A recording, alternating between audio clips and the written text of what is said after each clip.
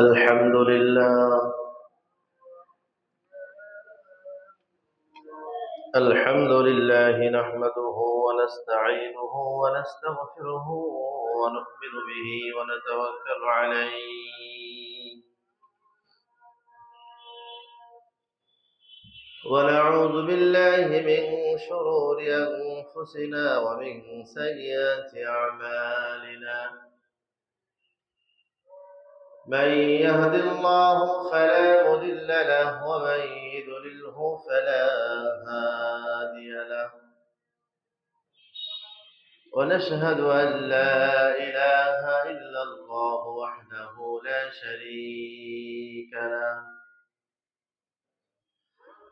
ونشهد أن سيدنا وسندنا وحبيبنا ومولانا محمد الذي أرسله بالحق بشيرا ونذيرا وداعيا إلى الله بإذنه وسراجا منيرا. أما بعد فقد قال الله تعالى في كلامه المجيد وفرقانه الحميد. فأعوذ بالله من الشيطان الرجيم. بسم الله الرحمن الرحيم.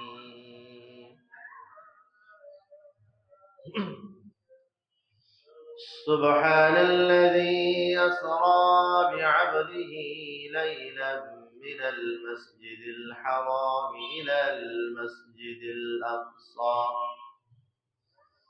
الذي باركنا حوله لنريه من آياتنا إنه هو السميع البصير.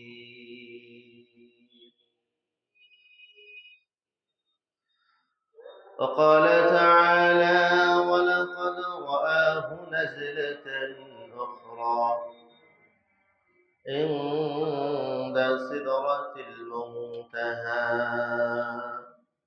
عندها جنة المأوى. وقال رسول الله صلى الله عليه وسلم: أول ما خلق الله القلم. وقال تعالى: إن الله وملائكته يصلون على النبي يا أيها الذين آمنوا صلوا عليه وسلموا تسليما. درود شريف পড়ে। اللهم صل على محمد وعلى آل محمد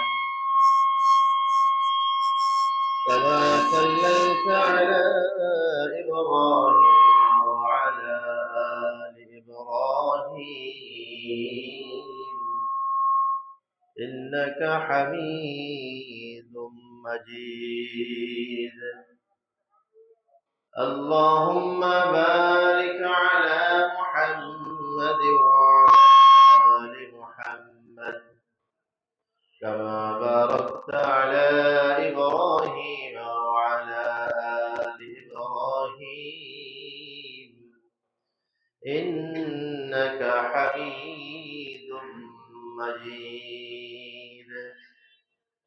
بلغ العلا بكماله كشف الدجى بجماله حسنت جميع خصاله صلوا عليه وآله. سبحانك لا علم لنا إلا ما علمتنا إنك أنت العليم الحكيم. جزى الله عنا محمدا ما هو أهله. لا إله إلا الله. لا إله إلا الله. لا إله إلا الله. لا إله إلا الله. لا إله إلا الله محمد رسول الله صلى الله عليه وسلم تسليما كثيرا. الحمد لله. আল্লাহ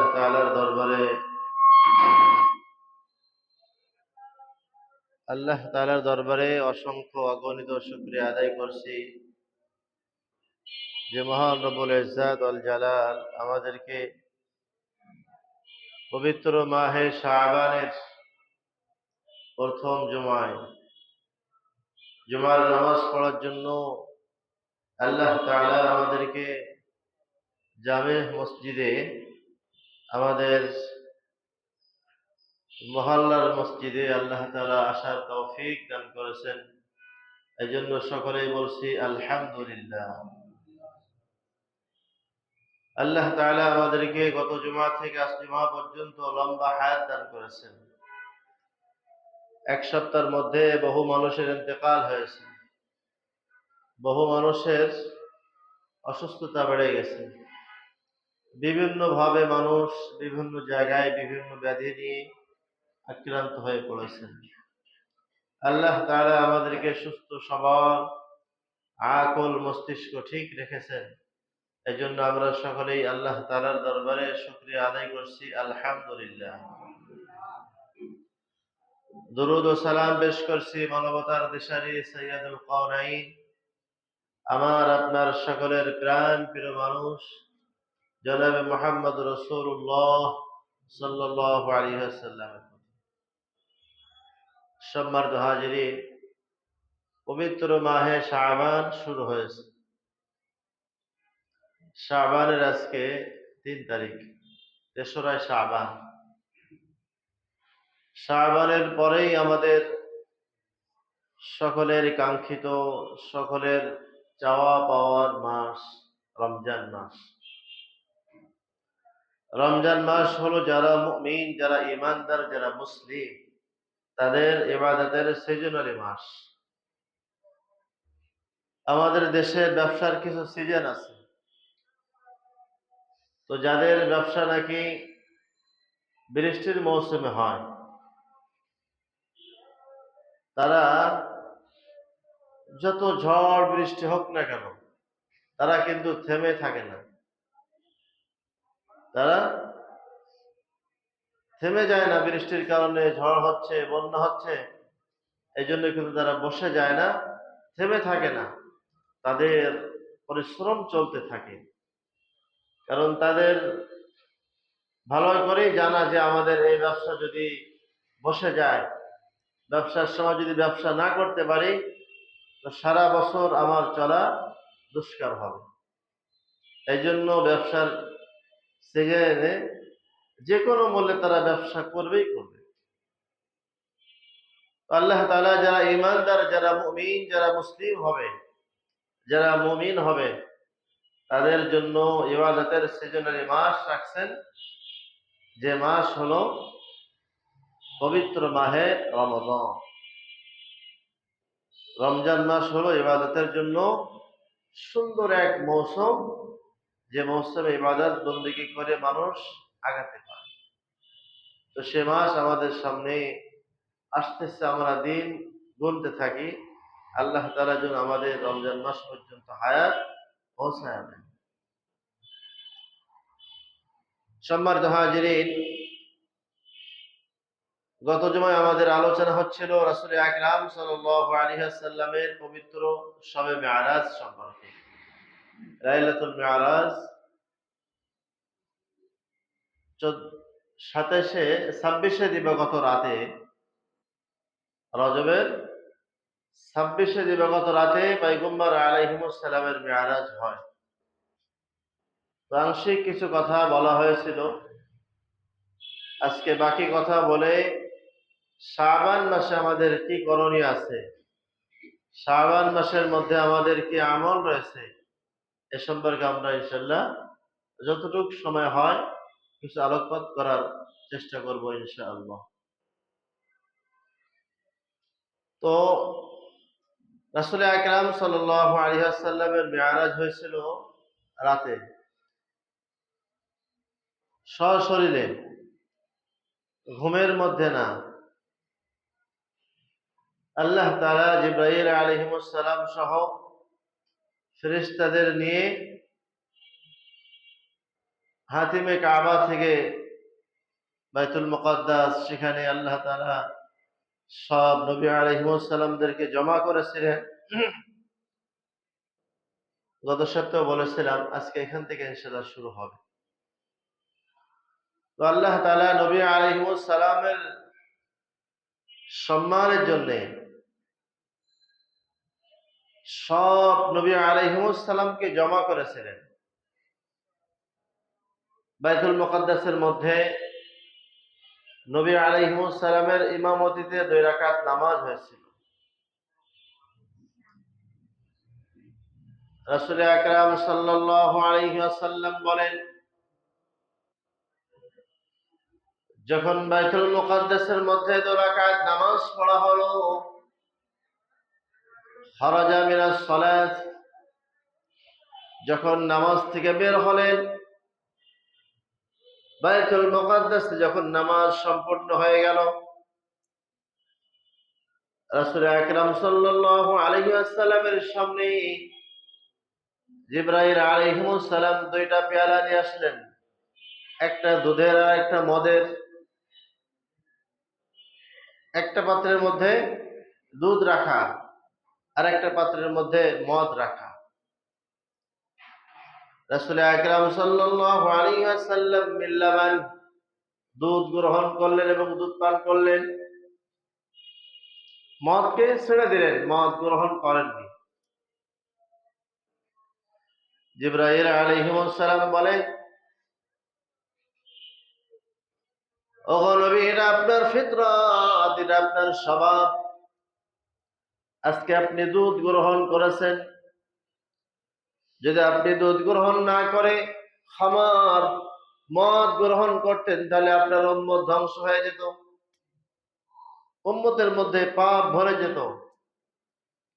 আপনি দুধ গ্রহণ করেছেন মানেই আপনার উম্মত হবে নেককার, আপনার উম্মত হবে নামাজি, আপনার উম্মত হবে পরহেজগার। রাসূল আকরাম সাল্লাল্লাহু আলাইহি ওয়াসাল্লামকে নিয়ে বাইতুল মুকাদ্দাস থেকে রওনা হয়েছেন প্রথম আসমানে। প্রথম আসমানের দ্বাররক্ষী, তাকে জানানো হলো, আনা জিবরাইল ওয়া মাআহু নবিয়্যুন সাল্লাল্লাহু আলাইহি ওয়াসাল্লাম, আমি জিবরাইল আলাইহিস সালাম এবং আমার সাথী নবী আলাইহিস সালাম, আমরা উপরে আসব। অনেক কথা হয়েছিল। এরপরে জিবরাইল আলাইহিস সালাম এবং নবী আলাইহিস সালাম প্রথম আসমানে প্রবেশ করলেন। যে আসমান আমরা দুনিয়া থেকে দেখতে পাই, এটা হলো প্রথম আসমান। প্রথম আসমানে যখন যাওয়া হলো, পয়গম্বর আলাইহিস সালাম দেখেন একজন মুরব্বী বসা। মুরব্বী বসা, মুরব্বীর ডান পাশে কিছু মানুষ, বাম পাশে কিছু মানুষ। মুরব্বী যখন ডানে তাকায় তখন মিসকে মিসকে হাসে, আর বামে তাকালে কান্না করে, কাঁদে। জিবরাইল আলাইহিস সালাম নবী আলাইহিস সালামের সঙ্গে পরিচয় করে দেন, ইনি সাইয়েদনা আদম আলাইহিস সালাম, সকলের আদি পিতা। পয়গম্বর আলাইহিস সালাম সালাম করলেন, তাকে জড়িয়ে ধরলেন, স্বাগত জানালেন, মারহাবান বিকুম ইয়া ওয়ালাদ, ওগো সন্তান, তোমার যাত্রা শুভ হোক, তুমি বড় মোবারক মানুষ, তুমি জগৎ বিখ্যাত নবী, তুমি আমার সন্তানদের মধ্যে,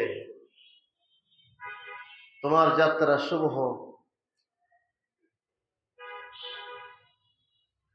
আদম আলাইহিস সালাম জিজ্ঞেস করলেন, আপনি আল্লাহ তাআলার নির্দেশেই তো যাচ্ছেন? বলে হ্যাঁ। জিবরাইল আলাইহিস সালামের কাছে পয়গম্বর জিজ্ঞেস করলেন, এই যে আপনার সামনে কারা? আপনি ডান পাশে তাকালে হাসেন, বাম পাশে তাকালে কান্না করেন। জিবরাইল আলাইহিস সালাম বলে, আদম আলাইহিস সালামের ডান পাশে যারা বসা এরা নেককার মানুষ, এরা পরহেজগার মানুষ, আবেদ মানুষ। আর বাম পাশে যারা, এরা জাহান্নামী দোজখী মানুষ, এরা দুষ্কৃতী, এরা সন্ত্রাস, এরা চাঁদাবাজ, এরা জাহান্নামী। আদম আলাইহিস সালাম নবী আলাইহিস সালামকে বলেন, ওগো সন্তান, আল্লাহ তাআলার পক্ষ থেকে যখন বিদায় হবে, যখন দুনিয়ায় তুমি যাবে, তোমার সব উম্মতকে বলবে তারা যেন ডানপন্থী হয়, নেকমাস মানুষ হয়, যেন নেককার যেন হয়, যেন চাঁদাবাজ, সন্ত্রাস, দুষ্কৃতিকারী এগুলো যেন না হয়। সব উম্মতকে বলবে তারা যেন ডানপন্থী হয়ে আসে। কারণ যারা ডানপন্থী হবে, যারা নেককার হবে, যারা পরহেজগার হবে, তারা থাকবে ডানপন্থে। হাসরের ময়দানে দুইটা ফরিক থাকবে, একটা ফরিক ফারিকুন ফিল জান্নাহ ওয়া ফারিকুন ফিস সাঈদ। এক দল হবে জান্নাতি আর এক দল হবে জাহান্নামী।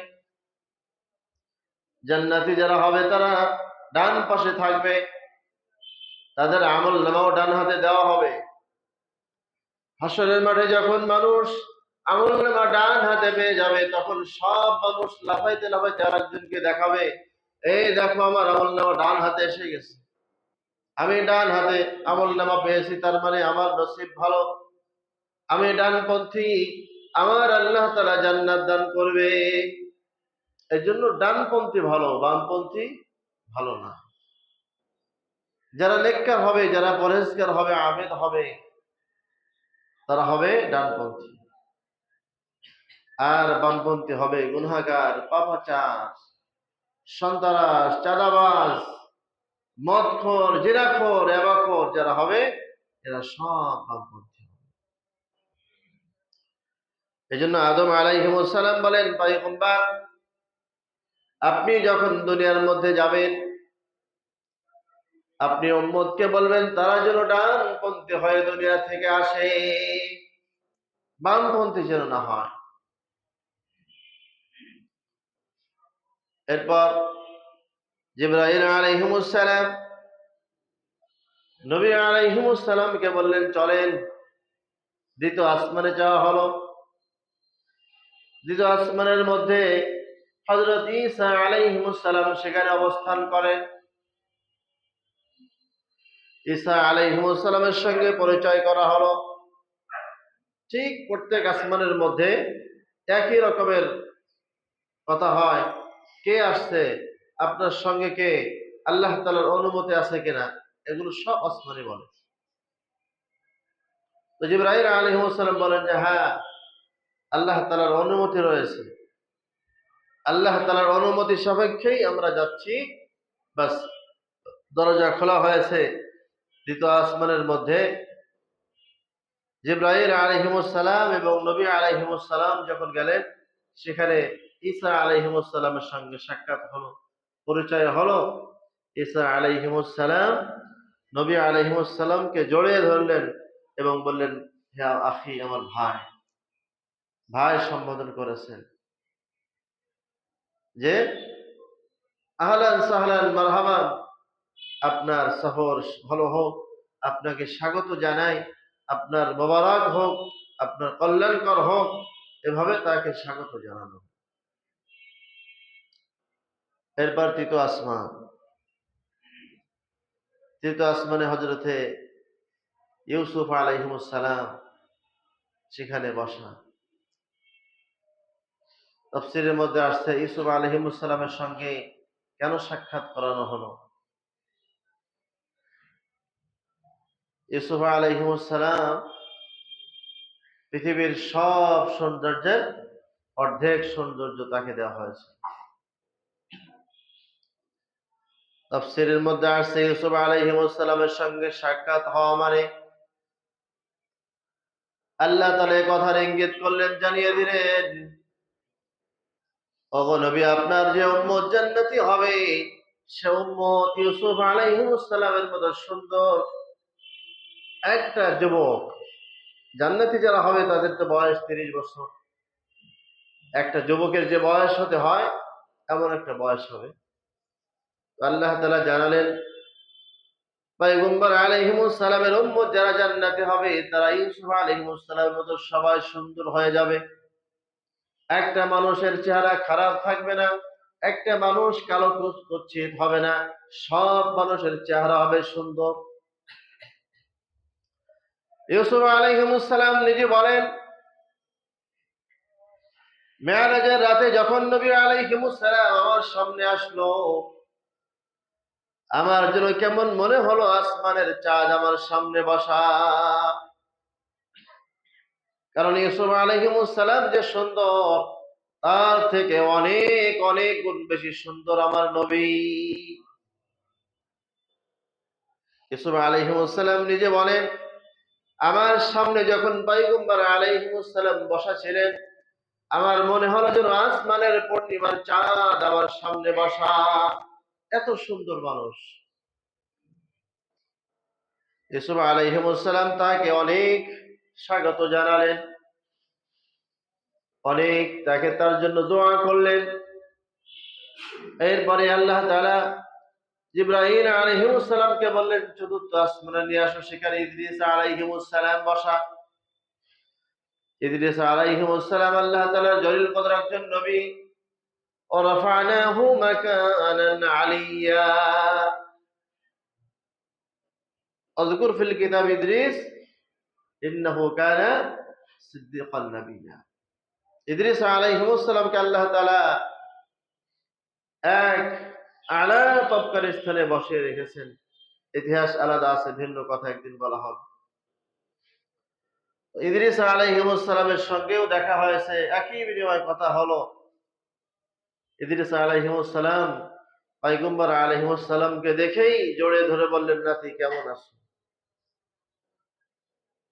অনেক দোয়া করলেন, মহাব্বত পেশ করলেন, অনেক আবেগ ঘন কথা সেখানে প্রকাশ করলেন।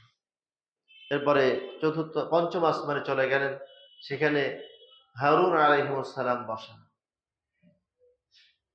হারুন আলাইহিস সালামের সঙ্গেও একই কথা। সব নবীরা আমাদের নবীকে স্বাগত জানিয়েছেন, আমাদের নবীকে ধন্যবাদ জানিয়েছেন, আর নবীর জন্য দোয়া করেছেন, উম্মতের জন্য দোয়া চেয়েছেন। ষষ্ঠ আসমানে হযরতে মূসা আলাইহিস সালাম, মূসা আলাইহিস সালামের সঙ্গে অনেকক্ষণ কথা হয়েছে। মূসা আলাইহিস সালামের সঙ্গে যখন সাক্ষাৎ হলো, কথা হলো, এক পর্যায়ে মূসা আলাইহিস সালাম খুব কান্না করছেন। পয়গম্বর আলাইহিস সালাম বলেন, পয়গম্বর আপনি কাঁদেন কেন?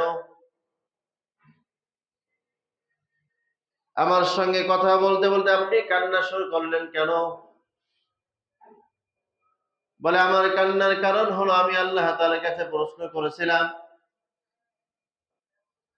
কোন নবীর কতজন উম্মত, কি পরিমাণ উম্মত জান্নাতে যাবে।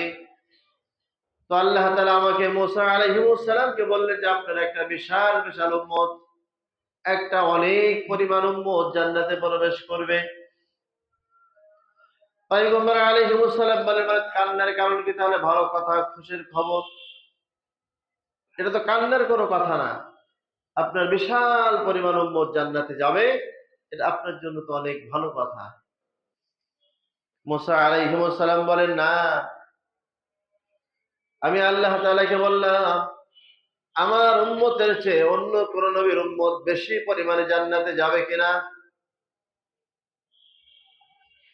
তখন বললেন, আল্লাহ তাআলা কি বলল? মুসা আলাইহিস সালাম বলেন, আল্লাহ তাআলা বলেছেন আমি শেষ জামানার মধ্যে, আখিরে জামানায় এমন একজন উম্মত পাঠাবো, এমন একজন নবী পাঠাবো,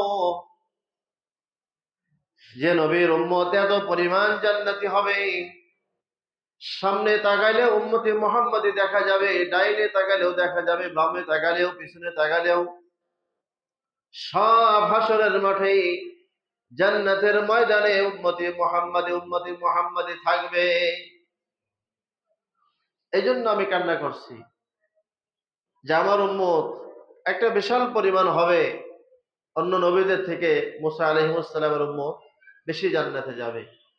তবে সবচেয়ে আমাদের নবী জনাবে মুহাম্মদ রাসূলুল্লাহ সাল্লাল্লাহু আলাইহি ওয়াসাল্লামের উম্মত বেশি পরিমাণে জান্নাতে যাবে।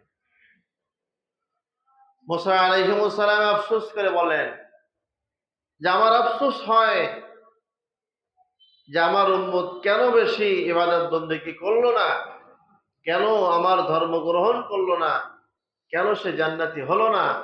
এজন্য আমার আফসোস, পরিতাপের বিষয়। আপনার উম্মত বেশি পরিমাণে, কাসির পরিমাণে, আকসার পরিমাণে জান্নাতে প্রবেশ করবে।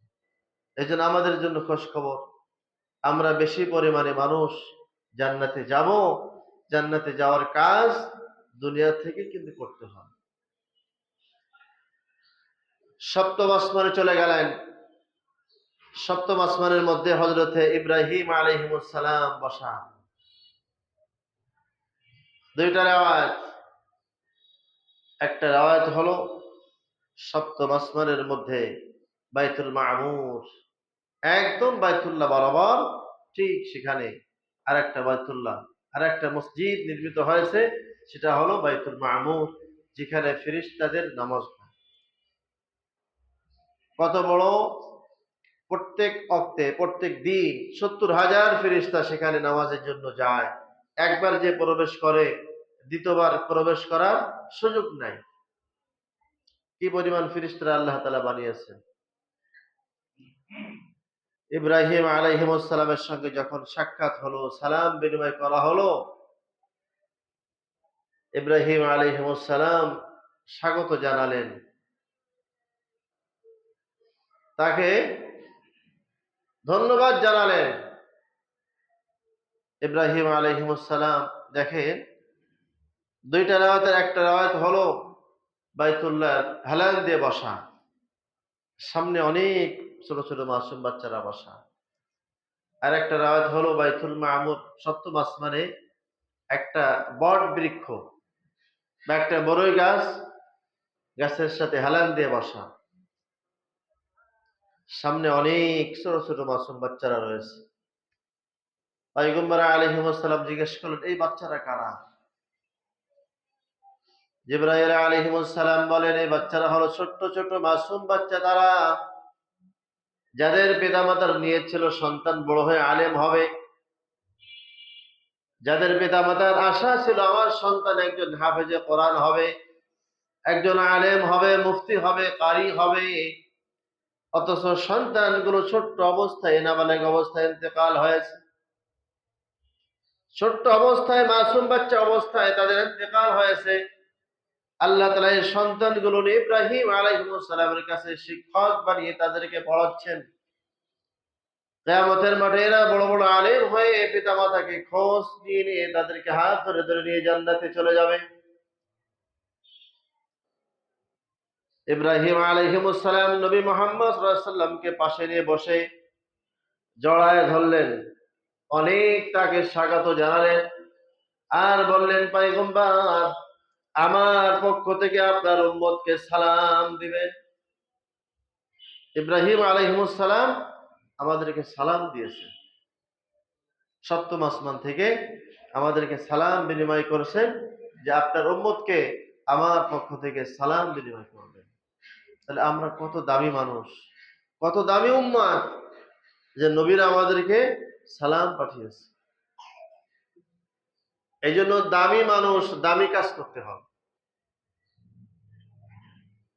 দামি মানুষ যেন বেদামি কাজ না করা হয়। যে কাজের মধ্যে লানত রয়েছে, যে কাজের মধ্যে অভিশাপ রয়েছে, সে কাজ যেন আমরা না করি। শুরুতে যেরকম বলেছিলাম, আদম আলাইহিস সালামের সামনে দুইটা দল, জান্নাতি একটা দল, বাম পাশে আর একটা দল। আদম আলাইহিস সালাম ডাইনে তাকালে হাসে, বামে তাকালে কান্না করে।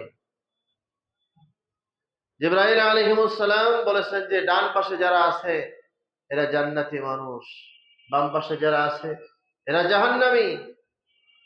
বাম পাশে আছে পাপাচার, ফাসেক, ফুজ্জার, চোর, গুন্ডা, মদখোর, এবাখোর, জেনাখোর, চাঁদাবাজ, সন্তানরা সব বামপন্থী।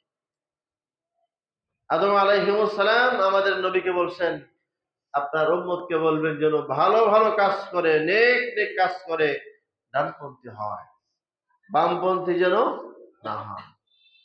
এটা আল্লাহ তাআলার প্রথম মানুষ, প্রথম নবী আদম আলাইহিস সালাম আমাদেরকে শিখাইছেন ডানপন্থী হওয়া, ভালো কাজ করা, নেক কাজ করা।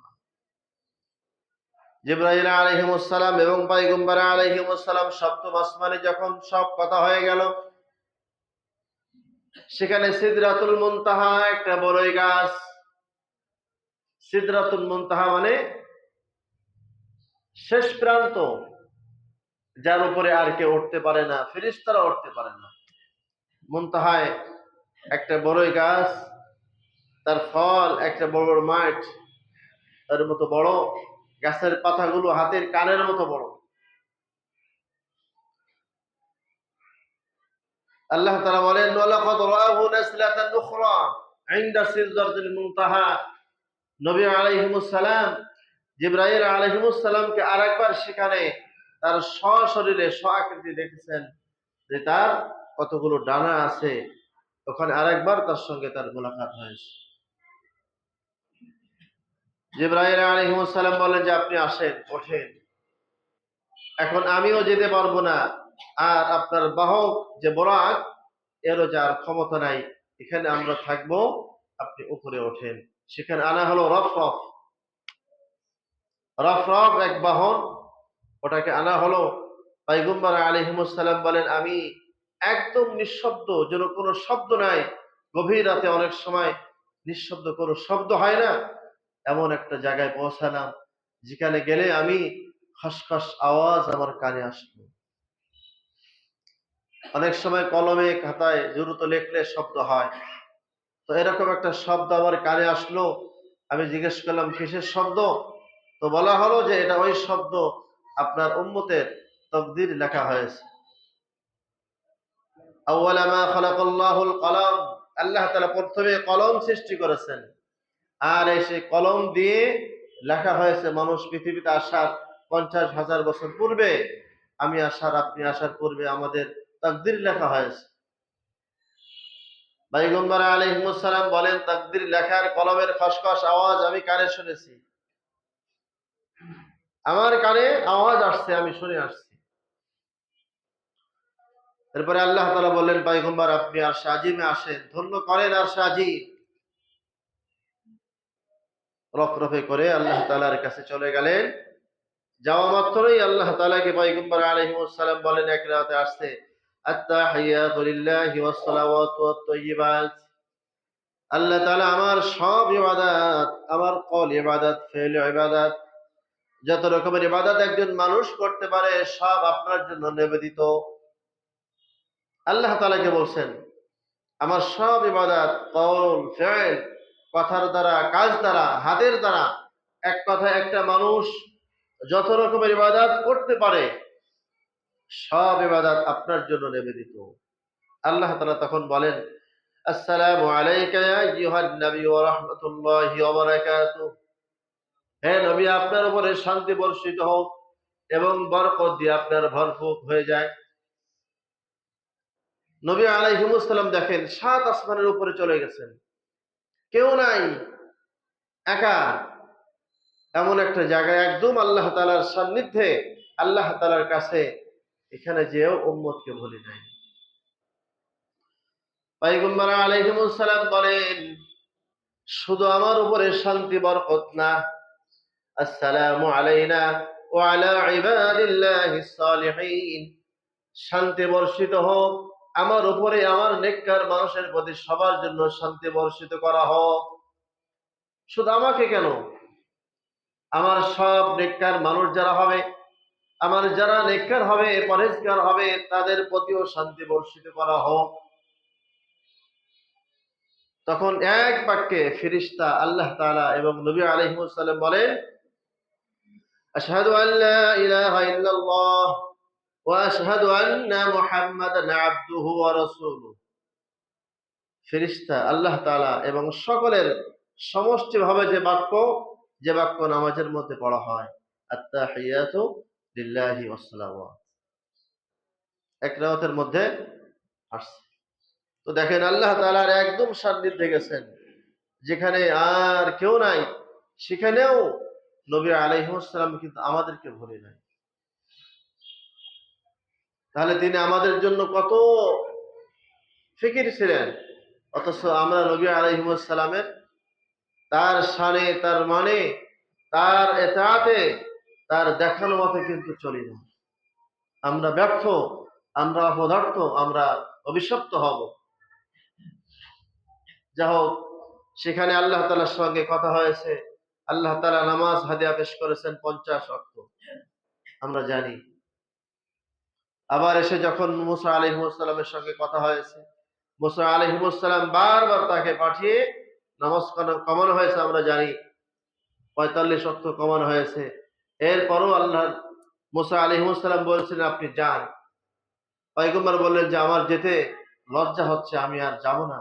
এবার গেলে যদি আর না থাকে, একবার গেছি 5 ওয়াক্ত কমে গেল, এভাবে যদি বারবার যেতে থাকি, শেষবার যদি আমি আবার যাই, যদি আল্লাহ তাআলা রাগান্বিত হন, নামাজ মোটেই না রাখেন, তাহলে আমি তো আল্লাহ তাআলার কাছে ধরা খেতে পারি যে উম্মতকে আমি ঠকাইছি। এমন তো হতে পারে। এজন্য আমি আর যাব না, আমি লজ্জিত, আমি আর যাব না।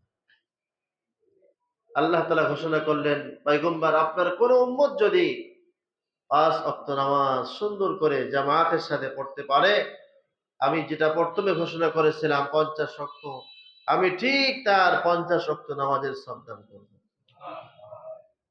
আল্লাহ তাআলার কথা রদ হয় না, যা বলেছেন তাই।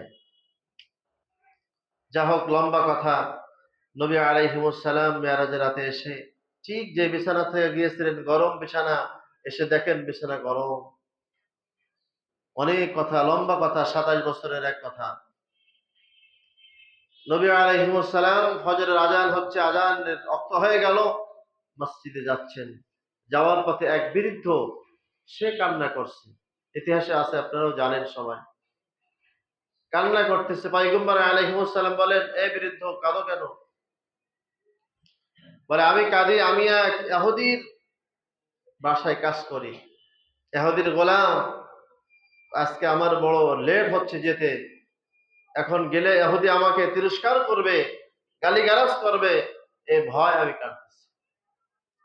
পয়গম্বর আলাইহিস সালাম বলেন, কেঁদো না, আমি তোমার সঙ্গে যাব ইহুদির বাসায়, যে ইহুদিকে আমি তোমার জন্য সুপারিশ করব, যাতে তোমার প্রতি যেন রাগান্বিত না হয়, গালিগালাজ না করে। পয়গম্বর আলাইহিস সালাম ওই বৃদ্ধকে নিয়ে ইহুদির বাসায় চলে গেলেন। ইহুদি এই বৃদ্ধকে গালিগালাজ করবা না, এর কাজ হালকা করে দেবে। প্রয়োজন বলে আমি তার কাজের সাহায্য করব, তুমি তাও করো, তুমি তাকে গালিগালাজ করবে না, তিরস্কার করবে না। ইহুদি তখন বলেন, এ তুমি তো মুহাম্মদ, তুমি মুহাম্মদ না? বলে, হ্যাঁ। আজকে তো তোমার মেরাজ হয়েছে, আজকে তোমার আল্লাহ তাআলার সঙ্গে সাক্ষাৎ হয়েছে, কথা হয়েছে। নবী আলাইহিস সালাম বলেন, আরে পৃথিবীতে কেউ জানে না, আমি তো এসে কাউকে এখনো বলি নাই, তুমি জানলে কিভাবে? ইহুদী তখন বলে, আমি তাওরাতের হাফেজ, তাওরাত আমার মুখস্থ রয়েছে। তাওরাতের মধ্যে লেখা, শেষ জামানায় 26শে দিবগত রাতে, রজব মাসের 26শে দিবগত রাতে আল্লাহ তাআলার সঙ্গে তোমার মেরাজ হবে, সাক্ষাৎ হবে। ঠিক তোমার যেদিন মেরাজ হবে তারপর থেকে তাওরাতের কিতাব মানসুখ হয়ে যাবে, তাওরাতের কিতাব চলবে না। তখন কোরআনের অনুসরণ করতে হবে মানুষ নাজাত পেতে হলে। আর তোমাকে নবী বলে মানতে হবে, এটা আমি জানি। দেখেন আল্লাহ তাআলা কিভাবে তাকে দিল ঘোরায় দিলেন। ইহুদির সাথে সাথে বললেন, তুমি আমাকে কালিমা পড়িয়ে দাও, আর আমি ওই বিরুদ্ধকে মাফ করে দিলাম, বিরুদ্ধকে আজাদ করে দিলাম। তাহলে নবীর মেরাজের রাতে যে ঘটনা ঘটছে কেউ জানে না। ইহুদি ভবিষ্যৎবাণী সেখানে তাওরাতের মধ্যে সেখানে পেয়ে গেছে। লম্বা কথা, এখান থেকে পয়গম্বর আলাইহিস সালাম বাইতুল্লাহ এসে নামাজ পড়েছেন, নামাজের পরে মেরাজের সব ঘটনা বর্ণনা করছেন। সাথে সাথে আবু জাহেল তার চেলাপরে যারা ছিলেন তারা উৎফুল্ল হয়ে হাসি তামাশা করতেছে, দেখো পাগল বলে কি, পাগল বলে কি। সাথে সাথে আবু জেহেল আবু বকরের কাছে দৌড়াইছে, আবু বকর, এতদিন যাকে নবী বলে মানছো, এতদিন যাকে তোমরা বন্ধু বলে ই করছো, দেখো পাগলের মতো কথা বলছে, পাগলেও বিশ্বাস করবে না। এক রাতে বাইতুল্লাহ থেকে মুকাদ্দাস চলে গেছে, সেখান থেকে 7 আসমান আবার আসছে, কি করে সম্ভব? আবু বকর বলে, কে কথা বলেছে? বলে নবী বলছে, তোমার নবী, তোমার দোস্ত বলছে। বলে আবু জাহেল, শোনো, যদি আমার দোস্ত বলেই থাকে তবে 100% সত্য, লা নুসাদ্দিকু, সত্য। হ্যাঁ, ওয়ালা নুকাযিবু, আমার দোস্ত কোনোদিন মিথ্যা বলে না। যাক, লম্বা কথা, আল্লাহ তাআলা আমাদের সকলকে, মূল কথা হলো এখান থেকে শিক্ষা, আল্লাহ তাআলা আমাদের জন্য নামাজ হাদিয়া পেশ করেছেন, নামাজ যেন ছাড়বো না। আর পয়গম্বর আলাইহিস সালাম একদম আল্লাহ তাআলার সান্নিধ্যে, এত দূরে আল্লাহ তাআলার কাছে, সেখানে যেও আমাদেরকে ভুলি নাই। আর ইব্রাহিম আলাইহিস সালাম আমাদেরকে সালাম পেশ করেছেন। সব নবীরা আমাদের গুণগান বর্ণনা করছে যে উম্মতে মুহাম্মাদি কত ভালো, তাদের আখলাক কত ভালো, তাদের চরিত্র, তাদের মর্যাদা কত উন্নত। এজন্য এই উন্নত জন্য আমরা নিচে না নামাই। আর আদম আলাইহিস সালাম আমাদেরকে বলছেন ডানপন্থী হওয়ার কথা, নেক কাজ বেশি বেশি করা, ভালো কাজ বেশি বেশি করা, খারাপ কাজ ছেড়ে দেওয়া। হ্যাঁ, মদখোর জিনাখোর সব ছেড়ে দেওয়া। বাইতুল মুকাদ্দাসে নামাজ হয়ে গেল, নবী আলাইহিস সালামের সামনে 2টা পেয়ালা আসলো, একটা দুধের আর একটা মদের। পয়গম্বর আলাইহিস সালাম দুধ গ্রহণ করছেন, মদ খান নাই। মদ খেলে উম্মত ধ্বংস হয়ে যেত। এজন্য আল্লাহ তাআলা আমাদের কত ভাবে বাঁচিয়েছেন। এজন্য আমরা যেন আমাদের জীবন শেষ না করি। আল্লাহ তাআলা আমাদের সকলকে 5 ওয়াক্ত নামাজ জামায়াতের সাথে সুন্দর করে পড়ার তৌফিক দান করেন। যারা সুন্নাত পড়তে পারে না, সুন্নাত পড়েন।